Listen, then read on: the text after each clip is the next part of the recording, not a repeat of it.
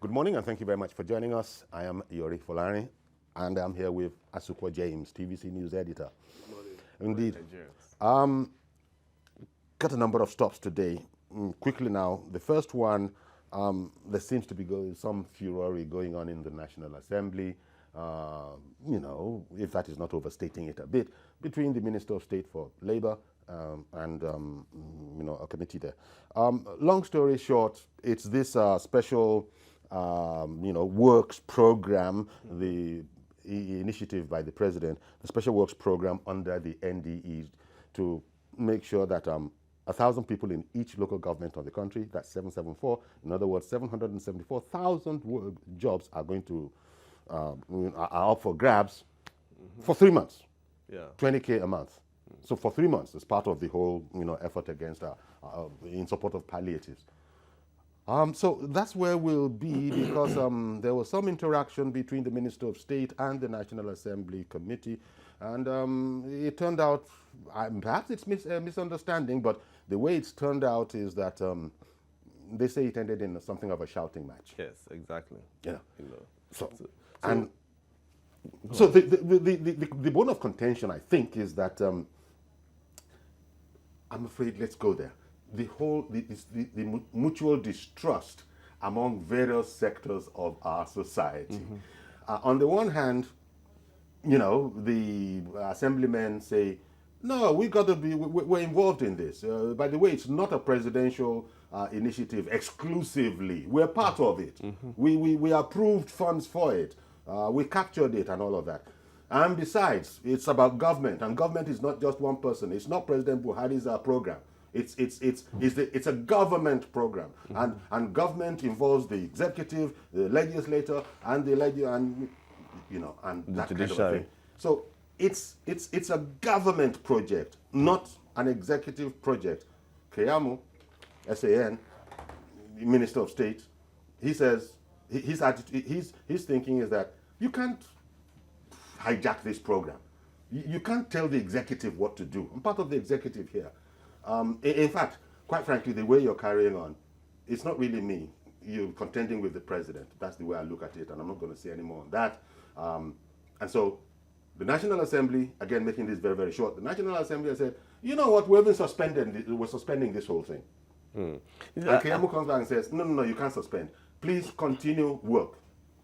I guess that's about the university. Exactly. That is just is a simple thing that they would have sorted out, because from what happened, the ND chairman, the director actually said that, because Keyamo said it was a 20-man committee that was set up, 20-member committee, but he said it's just 8, that he knows about only 8 members. Okay, is that so it? that was where the problem actually started from. That, okay, fine, how can you say 20, another person saying 8? It's supposed to be a joint effort. Okay. So the National Assembly was trying to sort it out. Was it a 20? Was the ministers? Was the director saying that he knew about only 8? There's a composition. Yes, and it's supposed to be 20. 20. Keyamo said 20. He told the lawmaker it was 20. But the NDE director was saying that he only knows about 8 members. I wonder if we have those committees in every state of the country, and the director was saying that I know only about 8 states, or is it the number 8 composition? Yes, composition. Oh, okay. It's just about the composition of members. So we'll sort it out, and we'll.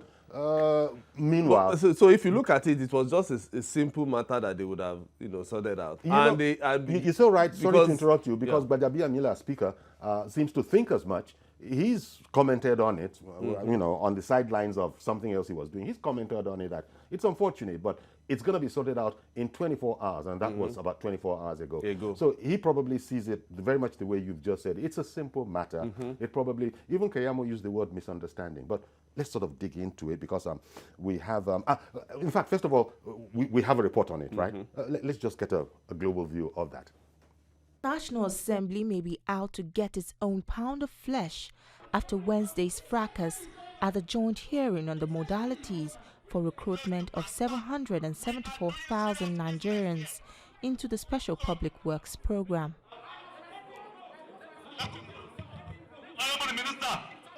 Lawmakers are not pleased with the outburst of the Minister of State for Labour and Employment, Festus Keyamo, and they are not mincing words. If it's a private hearing, I will not speak. And as appointee of the executive, and as well the representative of our constituents, it is something worthwhile for us to request to know how the distribution of employment to Nigerians and to those who we are representing is handled by an appointee of the executive, who is also not even the substantive minister. Yes, sir. And I feel it's a very bad display of rascality. After his meeting with the lawmakers, the minister had directed the implementation committees set up nationwide to continue their work unhindered against the directive of the National Assembly's committees.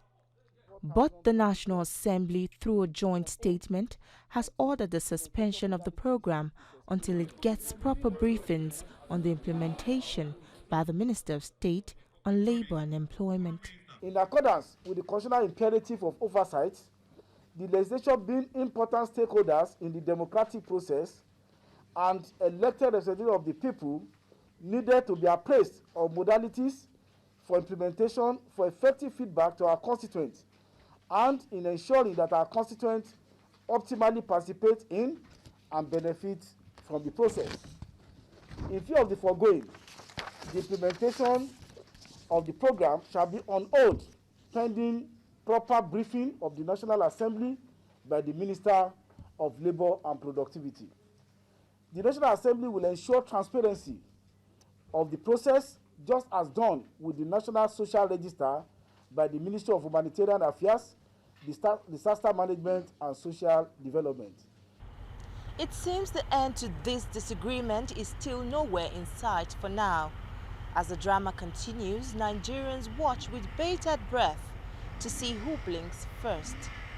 TJ Swadiri, TVC News, Abuja. All right, then. So that's the report. And Asuka, no mention of the fact in that report there, either from the side of the National Assembly, that reportedly 15% of the 1,000 has been considered already to the National Assembly folks. Exactly. Now say, okay, look, honorables, distinguished, take 15%. Yeah, so you guys go and share that 15%. Well, let's be careful here, but okay. Let's be careful here. But they've considered, after all, you have things like the Dean's List and that kind of a thing. So maybe they've sort of said, okay, 15%. Yes, but they're still making this trouble. You know, you see, that is what I'm saying, that is a simple matter that shouldn't have gone to the press. You know, it's something that they would have sorted out. Said you can't naked it depends on the language. In front of the press, you know, and now you want us to go to a closed-door session. No, I'm going to respond with the press in attendance. Uncle Yori, I think it depends on the language that was used. Okay. You know, indeed. If it was insulting to Keyamo, Keyamo has every right to say, fine, okay, if you are trying to insult my office, I don't want to use his personality, my office, then let the media be aware, let the media be there to at least to beam it live, and then ask me questions about it, then I'll tell you. So I think at that point, that is where the lawmakers would have said, okay, fine, if you want the media to be there, before going for the executive section, which is normal parliamentary process, you know, if you want to go, if you want to just agree and then sort out everything, that is the parliamentary process. But for now, since Keyamo was insisting that he wanted the media, the lawmakers would have said, okay, fine, let the media be there, then start asking questions. And then they also wanted Keyamo SAN to apologize. Yes. And he said, there's nothing to apologize for. Know, I'm pointing towards the Constitution here. Yeah, exactly. And I think it was referring to Section 88 or something. Said, look, you guys do whatever you have to do. You are empowered under the Constitution. But that's about investigation. You're not going to tell the executive how to go about it. Yes, how to go about its own idea, which the National Assembly says, what do you mean its own idea? It's our idea. It's a government idea. It's not a President Muhammadu Buhari idea exclusively. Oh, okay. Mr. Yemi Makpadirun is with us, strategy and governance expert. Thanks as always, Yemi, for coming on. Good morning, Good morning, sir. Good morning. Festus Keyamo, SAN, in the legal area, we leave that to him. He was pointing towards the Constitution. He was saying there's nothing to apologize for. But why has this brouhaha come about, especially for those that are not legal minds? The way we are seeing this is, it looks like the National Assembly is not going to be, or doesn't want to be, left out of the actual implementation. They say you're not telling us clearly how you want to go.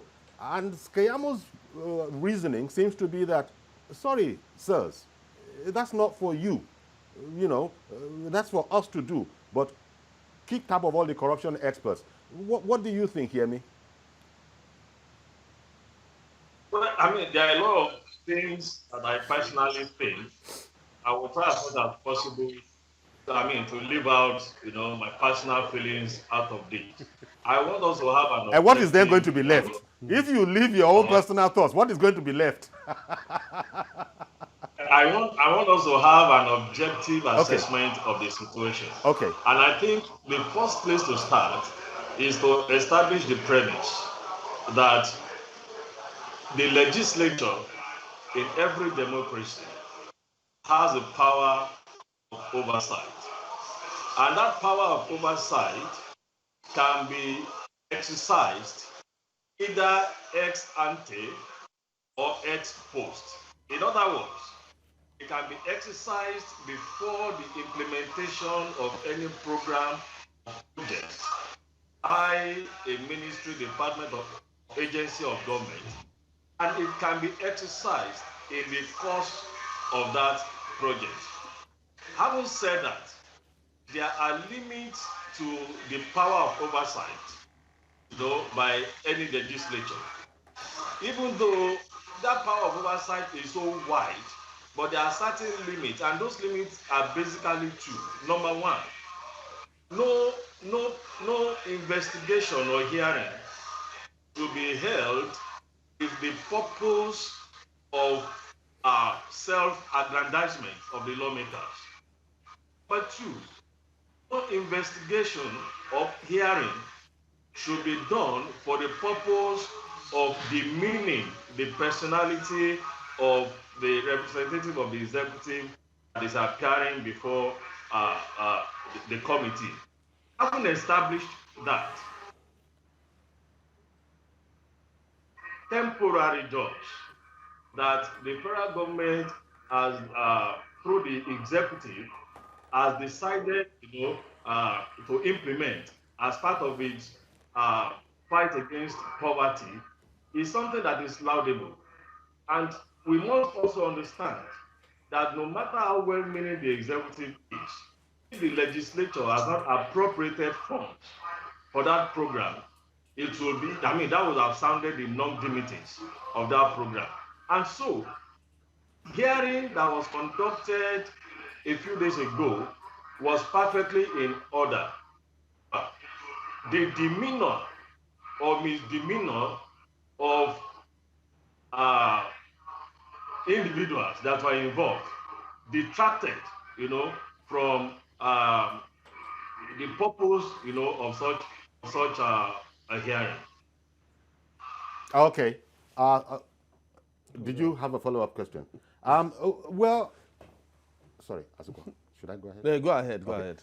I get what you're trying to say, and what you are saying, especially with relation to fairness and establishing the parameters. One, the National Assembly is not amiss in wanting to be informed about this whole matter, and then also the whole question of, the demeanor, of the executive, in this case, as represented by the Honorable Minister of State for Labor, Festus Keyamo, SAN. So we therefore, along the line, have sort of got distracted, seems to be what you're saying, from the main job of the day. 15%, because I got the impression reading it. We got distracted. And you see, the distraction actually started before the inquiry itself. Because at the point of inaugurating those committees, Mr. Keyamo already flew a kite that he has been under pressure from politicians.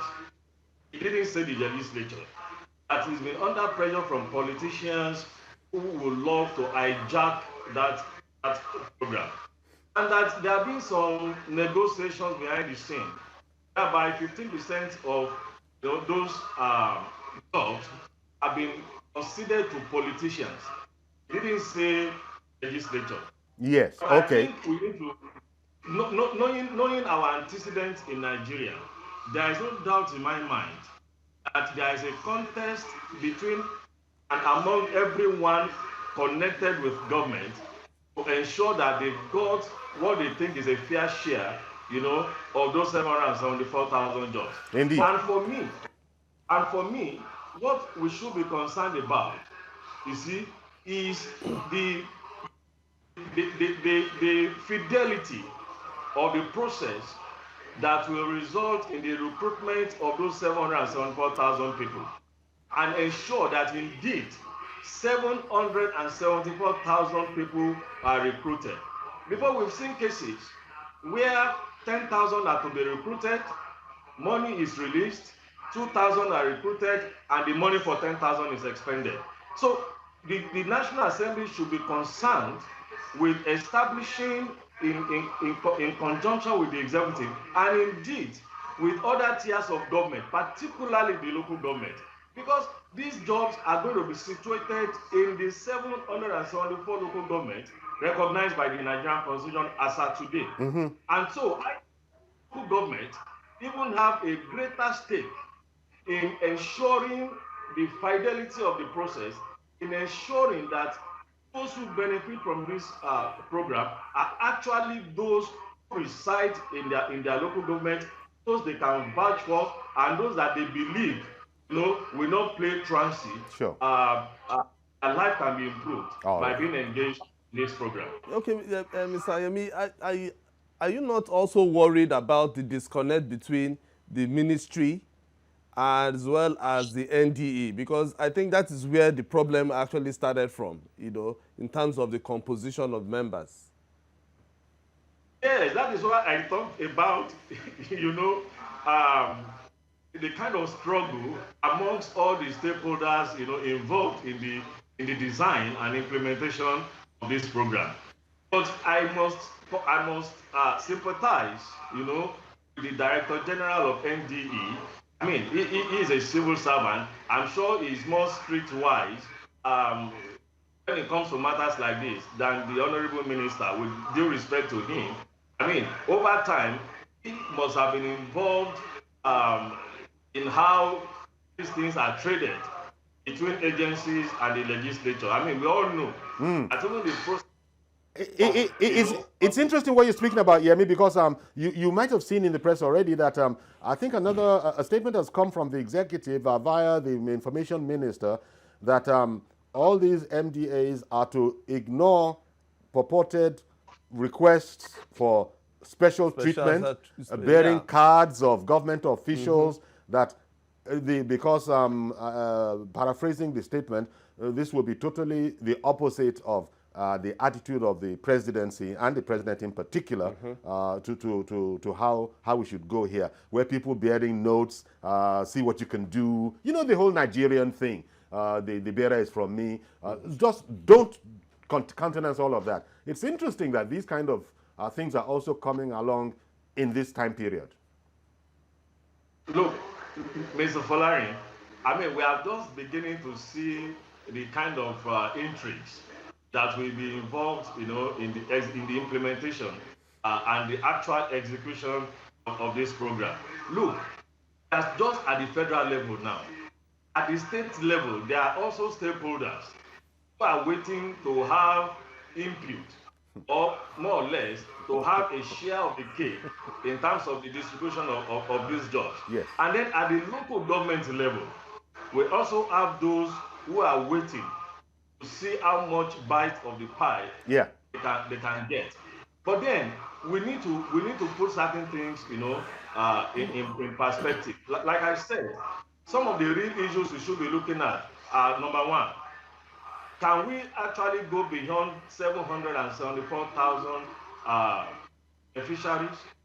Number two, can we extend the initial 3-month period of this program and see if we can make it something that is a bit more, enduring, like 6 months, 12 months in the first instance. Okay, those are the kind of issues you would have wished were being talked about. That will be that should have been the substance, apart from what looks a bit like ego tripping, quite frankly. The issues we should address. Then let me also add this: 52 billion naira has been approved for that project. Each of the beneficiary is to be paid 20,000 naira for every month for 3 months. That comes to 60,000 naira a beneficiary. If you multiply that by 774,000, you're going to have 46.6 billion naira. And what that tells you is that there is an extra 3.4 billion or thereabouts that is trapping for overheads, for running costs. It is because we are duplicating our bureaucracy. There are existing departments and agencies of government up to the local government level that can implement and execute these projects, rather than have all these committees established all over the states.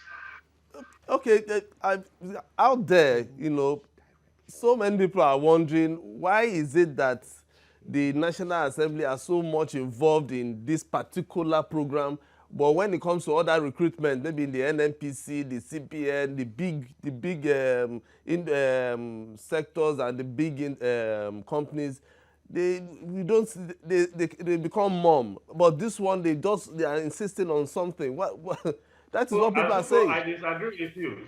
They don't remain mum. You see, at that point, I mean, those are the ones that are done. Permit me to use the word clandestinely. I mean, many of these employment processes are done not in the public view there, and so depending on the level of influence that you have, and then get involved in knowing who gets what, when, and how, when we talk about NPC and the rest of it. But this is a populist program of the government, and every politician, in fact, doesn't it amaze you that when people are campaigning to go to the legislature, they actually promise the people jobs, they promise them projects, whereas the basic primary fundamental assignment of the legislature is to enact law for the good governance of the country. Okay. So, Yemi, we're going to have to leave it there.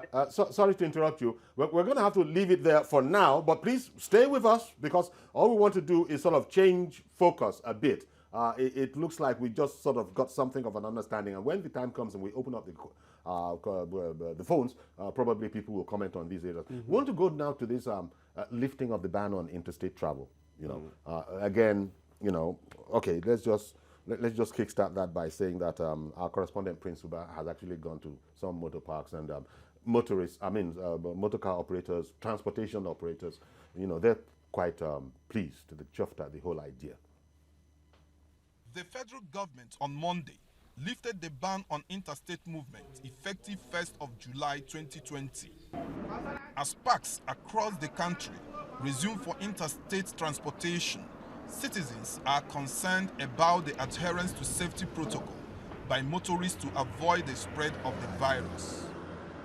Motorists and passengers are willing to observe all safety measures outlined by the federal government. We don't overcrowd our vehicles.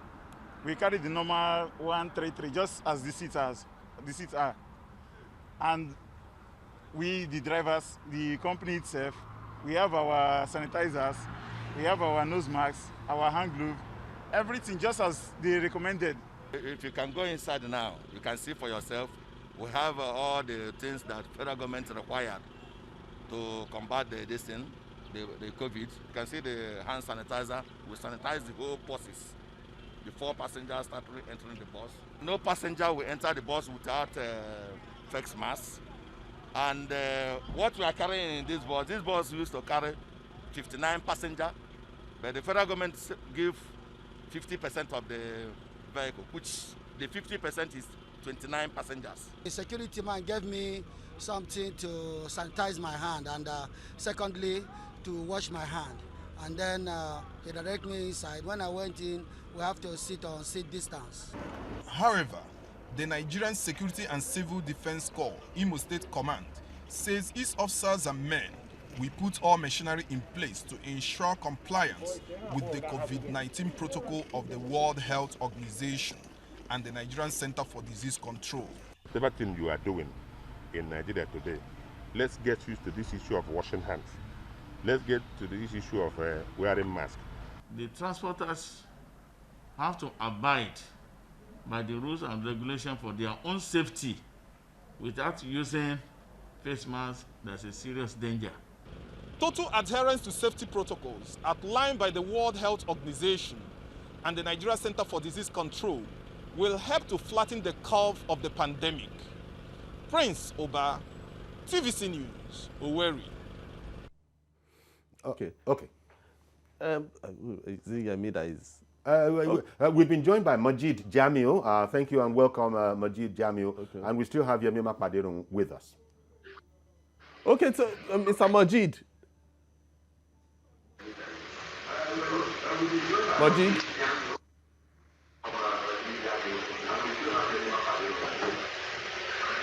Majid, can you hear me? Hello. Well, we still have established. We're established with Yemi. Good morning. Good morning, Majid. I'm sure you'll hear later. But you're still with us, Yemi. We've changed focus to the lifting of the ban. Mm-hmm. Well, so now they've lifted the ban on interstate travel.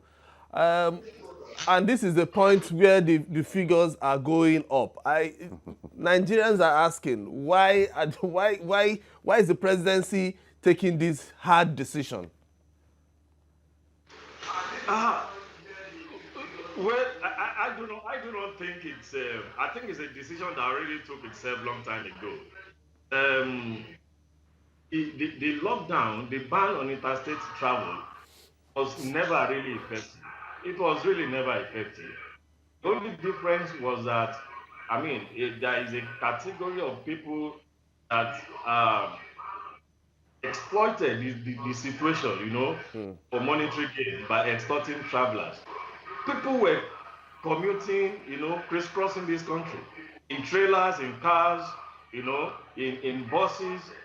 So the interstate ban was never really effective. And so for me, the way to go is to ensure that, we take up the rug off the feet of those that are benefiting from this interstate travel ban by just legitimizing interstate travel again. So for me, but the implications for slowing the transmission of COVID-19, they're still there. So it's really like a calculated risk. As I don't know. Some people are saying that, look, damned if you do, damned if you don't. So it's something of a calculated risk. No, you see, I have a different view. Based on evaluation of what has happened, we discovered, I find out personally, for instance, that when something is done, clandestinely, it thrives underground, right? And then all those protocols we talk about are never really observed. For instance, there are thousands and thousands of checkpoints that came up all over the country. And at each of these checkpoints, you have the potential for people massing around. You have a lot of contact between security operatives and even motorists. You had a lot of exchange of naira notes, in all of these 2-3 months. Okay, I get you, Yemi. Sorry to interrupt you again. I've got to go off on a break, but we'll come back, of course, and continue with the conversation. Thank you once more to Majid Jamil that is there. Hope the contact has gotten better. And indeed, Yemi Makpaderun is still with us. Stay with us, please. We'll be right back.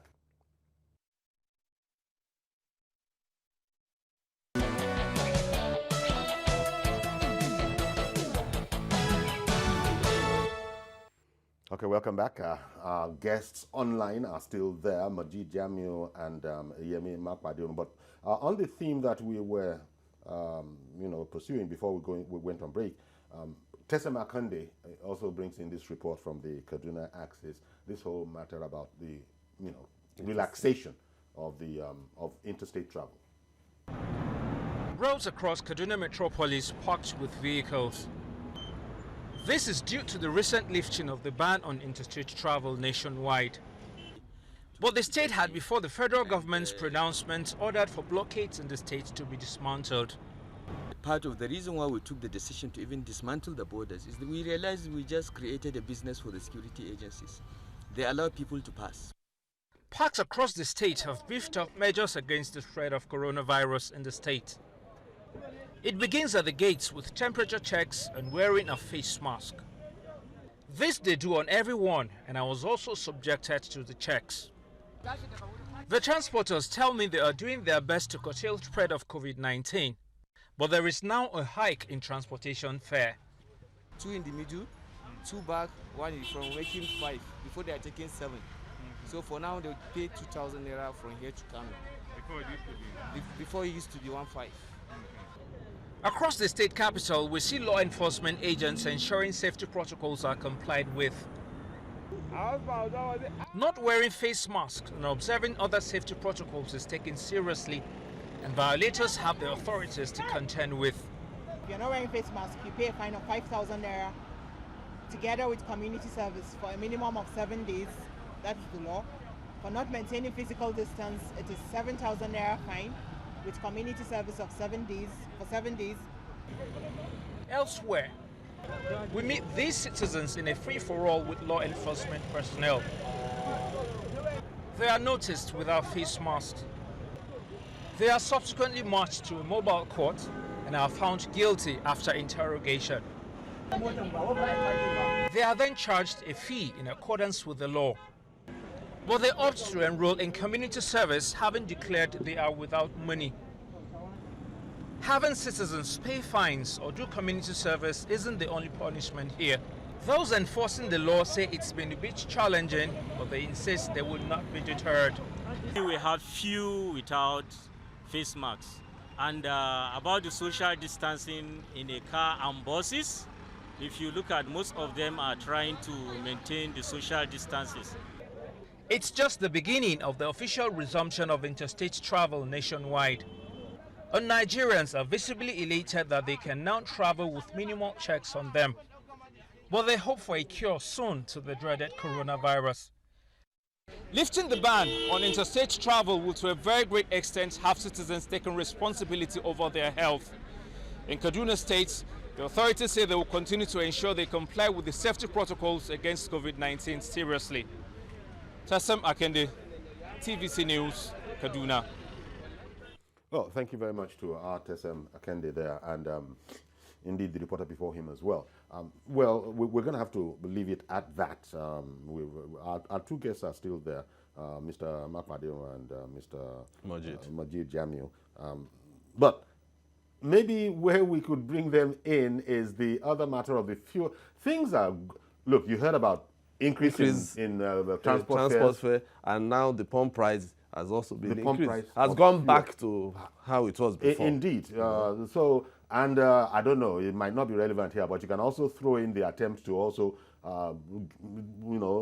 lay on us the increase in electricity tariff. Yeah. So these are not very comfortable times for Nigerians at the moment. Now, and then the salaries are also being and the salaries are being necessarily shrunk. Okay, so guys, let me start with Majid. Now, Mr. Majid Jamil is offline. So, Yemi, you're a guy. You're a guy today. Now, the fuel price, when the price of fuel began to fall, Nigerians were approving. Then later on, they explained to us that there was going to be a range, but now they are rising. And you can, fuel prices, domestic fuel prices rising, transportation fares rising as well. I mean, it looks like Nigerians, this is going to be a challenging year for Nigerians. But, you know, I think I want a couple of my friends who were celebrating the reduction in the price of oil. And look, if they listen carefully to the regulators, the reduction was not a bonanza to Nigeria. It was a reflection of the drop in the price of crude oil globally. And so what that means consequentially is that when prices of crude oil begin to rise, consumers must brace up to pay higher for fuel. And that is exactly what is happening. And for me, I really don't have any problem with that. I think we have postponed, the evil day for too long.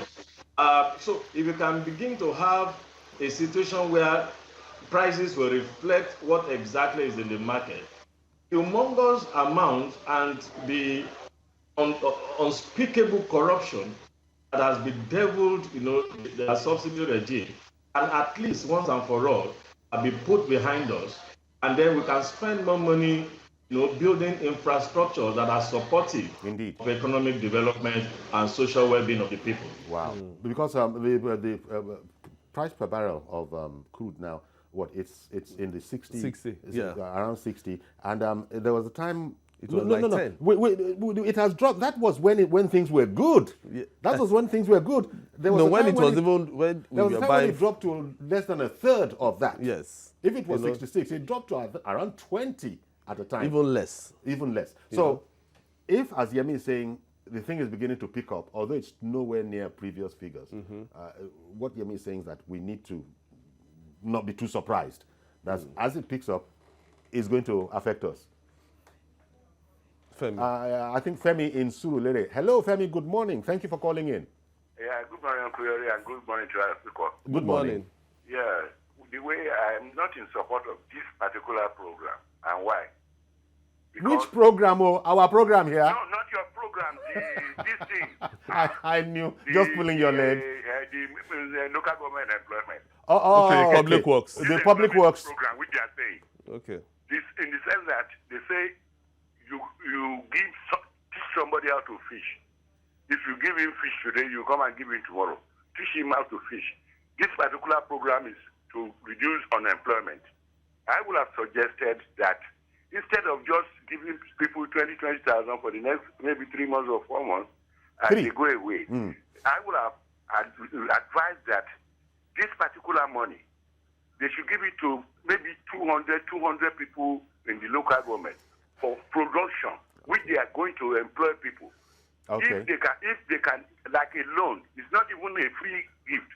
If they are giving it for people who are going to get involved in production, they will have employed more people than this particular one. All right. And they are going to pay. And then not only that, at the end of the day, maybe if we have only 1/3 of them that could survive, of those people who are given, it is more beneficial to the country than just this one they are doing. Thank you very much, Femi. Appreciate your call. But the policy has already been set. I think they also have a program like that, Trader Money or something. There are, yes, indeed, there are other programs. But thank you very much for your contribution. But this appears to have been set. It's going to be 1,000 jobs in 774 local governments that led to that whole confusion. Thank you very much, Femi, for just taking one of those subjects. And we expect people to really take one of the subjects and not try to do all. You either take what Femi just took, or you take the fuel price increase, or you take the opening up if they can interstate take the travel. but if you can take all three in 30 seconds, hey, be our guest. Who's on the line now? Hello, Mr. Charlie in Egbeda. Yes, please. Okay, which one are you going to talk about, sir? Go ahead. Yeah, I'm more interested in this program of the public works. Very good. Just like what the last speaker have just said, ideally, it's a waste of funds on the part of the government to have put in 3 months for the public works. They should have invested that money into something meaningful, just like what I said, maybe investment or otherwise. Then secondly, you can see the way our so-called legislation are running this country.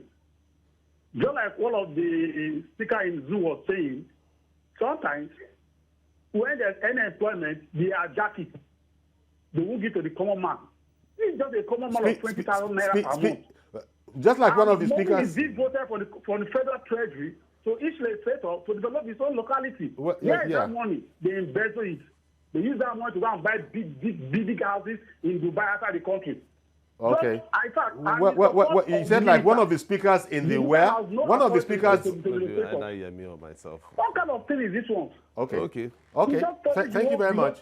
Common man lobby for everything. Okay. Thank you very much. Didn't hear you clearly. Maybe you said one of the speakers in the room. This program is about the government trying to increase infrastructure, it's not even a palliative. Because of the infrastructure, the projects the government is doing, fixing roads and so they want more people. They want people that will be at different states to help out. Let's quickly go on a break. Stay with us, please. We'll be right back. Continue taking you.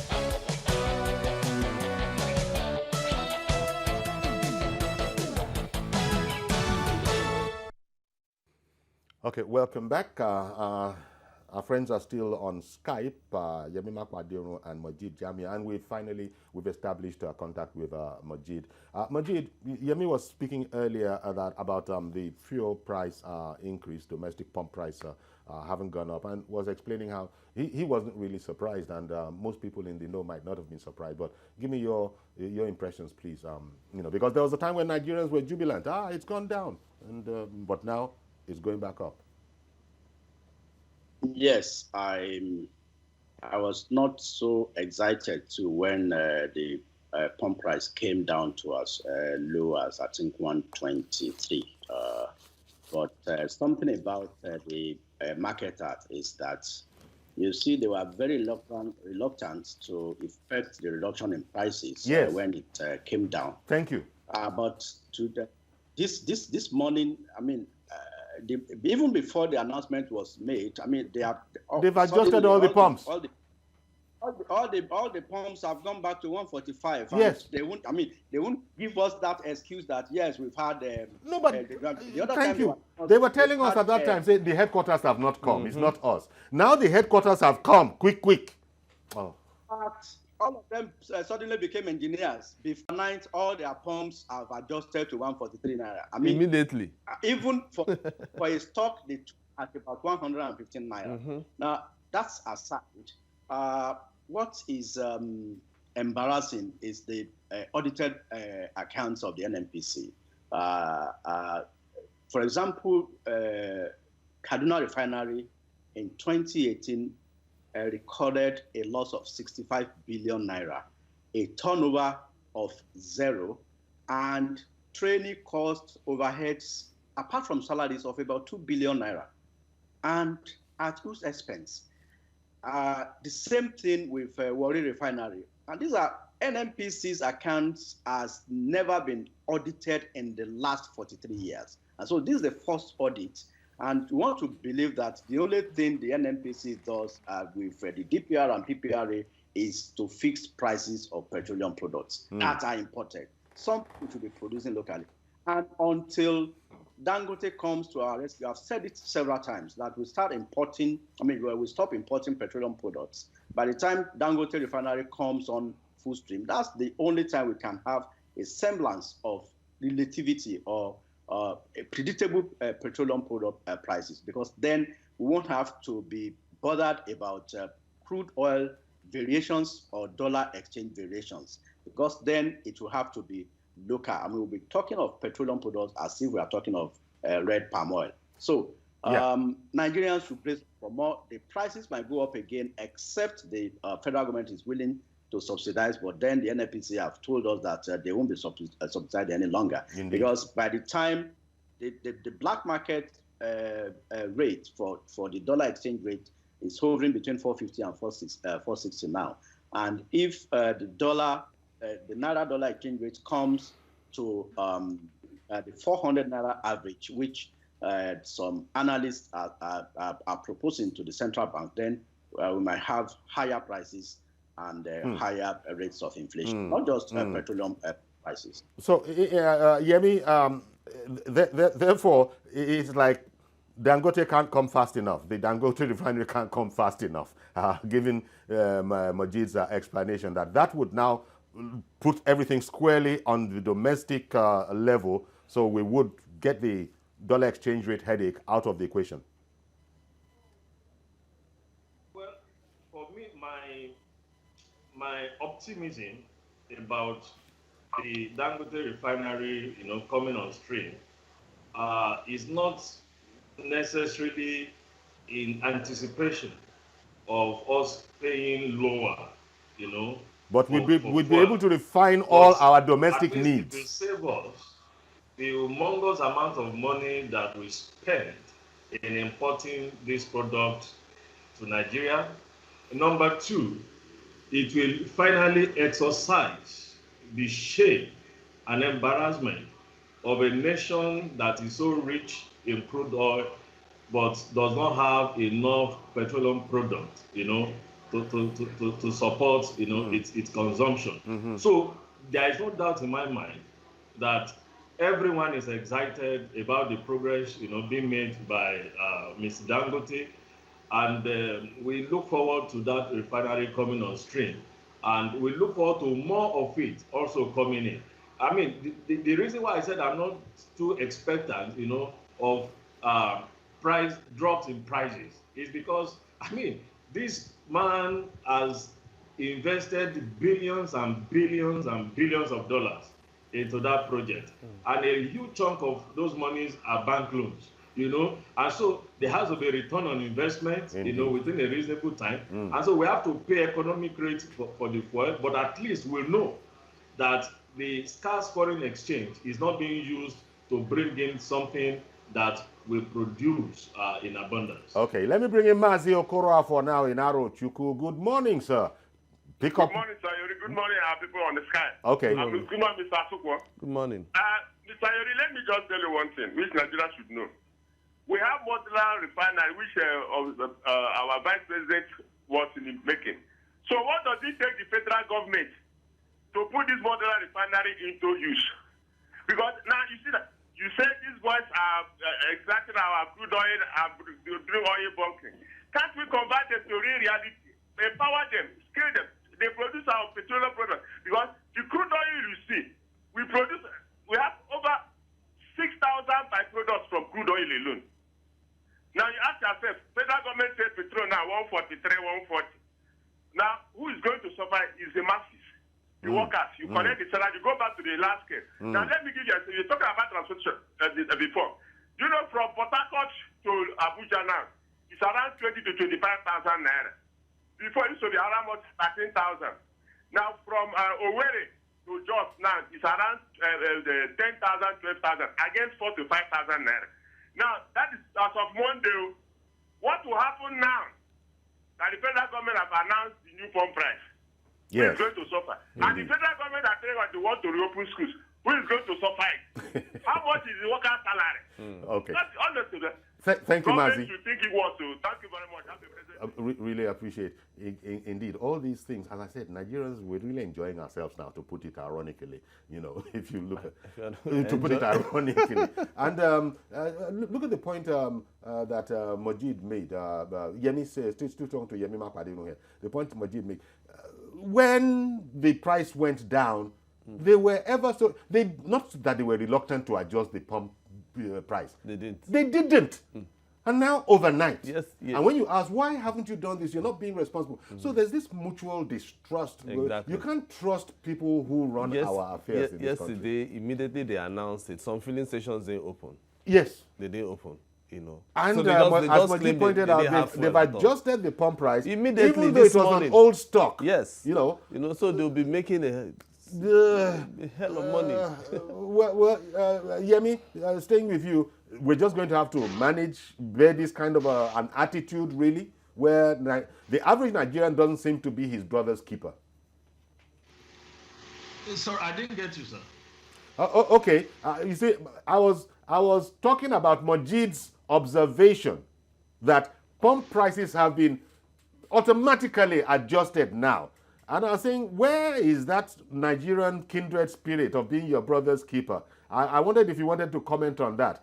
When the price went down, they refused to touch those things, telling us all sorts of stories that headquarters hadn't come. Engineers weren't there. Now, where did all those engineers and headquarters come from? Where overnight now, the prompts have been adjusted. It was the Majid observation that I wanted your commentary on.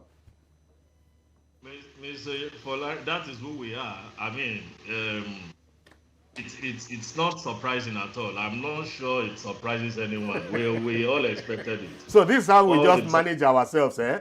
Okay, we finally run out of time, so much so that we have just 1 minute. In fact, I don't know. Majid, to return to you, in closing, well, we just have to continue. Yes. We just have to continue managing, right? I just want to respond briefly to what Mazi said. Very briefly, please. There's a difference between the modular refineries, which are fully licensed, and the legal refineries, which our boys are operating in the creeks. Okay. So modular refineries are licensed, and it takes about $1 million to set up, and about a year. They are fully licensed. So it's different from the crude way in which some of our guys are refining some of these things. You need to see some of those illegal refineries. I mean, they are crude ways, but then it's like the crude way of making quote and unquote ogogoro and your local refinery. Yeah. Thank you very much, Majid Jamiu, and also our thanks to Mr. Yemi Makpaderu, who has fielded for us, even when there were technical issues, if that is the way to refer to them. Thank you very much, gentlemen, for being on the show today, and also thank you at home. We would have liked to get to many more of you than we did, but we'll be thankful for what we got. So that's our program. Suko and I say, please stay safe. Bye-bye for now.